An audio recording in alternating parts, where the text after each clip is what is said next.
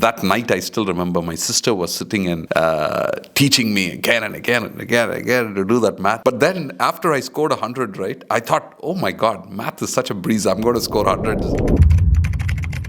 Hello, vanakkam, welcome back. Talking about exams. Yep. You were saying you shouldn't, how to prepare the night before and whatnot. Yeah. How many exams have you failed?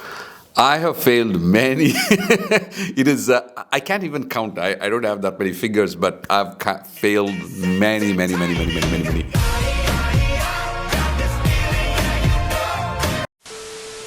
Exams, throughout my school and in college. I remember vividly, the first one I failed was in 6th grade. 6th grade math. And from there onwards, 7th grade, physics, chemistry, this, that, in sciences. And then during college, I'd failed in so many different exams. So it's innumerable number of failures. How many hundreds? How many 100 out of hundreds have you got? Oh my God!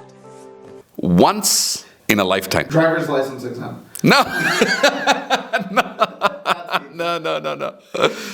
Third grade, once I scored 100 out of 100 in my math, and I still remember that teacher. And I went to that teacher and I said, "Oh my God, thank you so much." And I still remember, and I'm still in touch with her. Her name is Ahmed, and she was my third grade teacher in Campion. And that night, I still remember my sister was sitting and teaching me again and again and again and again to do that math. But then after I scored 100, right, I thought, "Oh my God, math is such a breeze. I'm going to score 100 after that." And then came the gradual downfall. Yeah.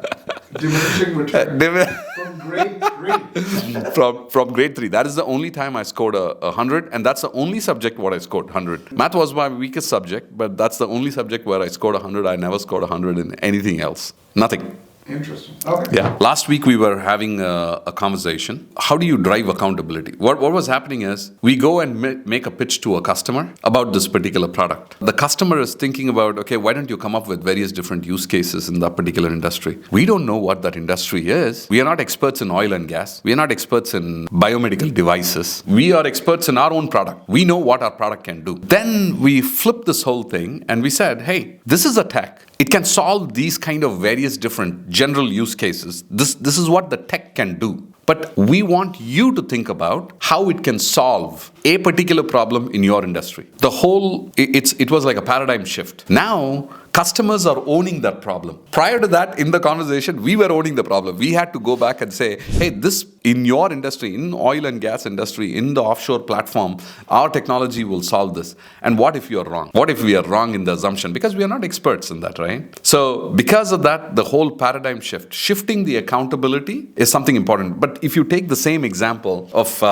parents and children, right? The more you say to the kid that, oh, you know what, you got to pass with higher grades, you got to clear your exams, you got to do well. What you're doing is you are owning the problem. As a parent, I'm owning the problem and saying that, you know what, as a kid, you have to do well. But how about we think shifting the responsibility to the kid? Hey, if you have to do well and you want to do something in life, it is your problem. You own it. You study well. You're going to do well. If you're not going to study well, you're not going to do well. So the choice is yours. All right. I hope this content was helpful.